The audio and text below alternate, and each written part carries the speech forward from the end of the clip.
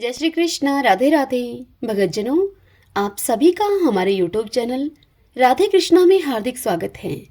आज मैं आपके समक्ष इल्ली और घुड़ी की कहानी लेकर आई हूँ, जिसे कार्तिक मास में कहा और सुना जाता है। तो आइए सब बोलिए विष्णु भगवान की जय। हम कथा सुनते हैं। एक इल्ली और एक घुड़ था। इल्ली बोली कि आओ घुड़, कार्तिक नहाए। तब घुड़ बोला, तू तो गोरी पड़ी है, तू ही नहा ले।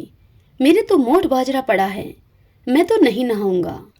मैं तो हरे हरे बाजरे का सिट्टा खाऊंगा और ठंडा ठंडा पानी पीऊंगा।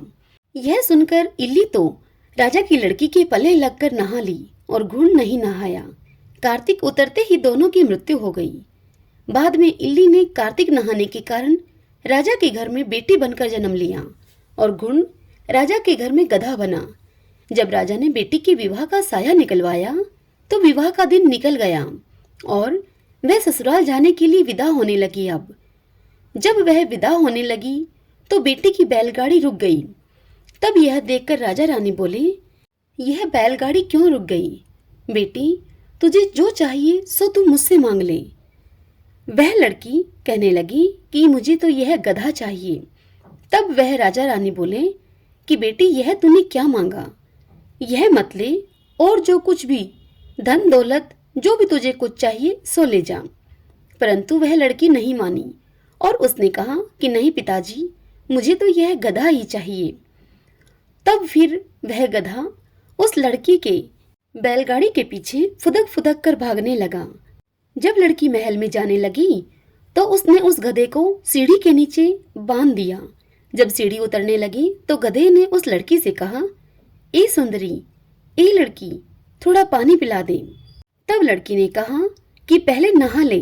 जब मैंने तुझे पहले भी नहाने के लिए कहा था तब तूने मुझसे कहा था कि मैं ठंडा ठंडा पानी पीऊंगा और बाजरा खाऊंगा। उस गधे और उस लड़की की वह बात उस लड़की की देवरानी जेठानी सुन रही थी और उन्होंने जब यह सुना तो उन्हें बड़ा ही आश्चर्य हुआ। तत्पश्चात उन्होंने यह सब बात अपने देवर को जाकर कह दी और उसे कहने लगी कि यह तू क्या जादूगरनी लेकर आया है? यह तो जानवरों से भी बात करती है। तब वह कहने लगा कि मैं अपने कानों सुनी ही मानता हूँ, आंखों से देखूंगा तभी मानूंगा। फिर दूसरे दिन वह राजा छिपकर बैठ गया। थोड़ी देर में ही राजा ने देखा कि वह रानी महल से नीचे उतरी। तब गधा फिर से उससे वही बात बोला। तब रानी ने भी उसे जवाब दिया। यह सब देखकर राजा तलवार निकालकर खड़ा हो गया और बोला कि तू जानवरों से क्यों बात कर रही है? क्या बात है?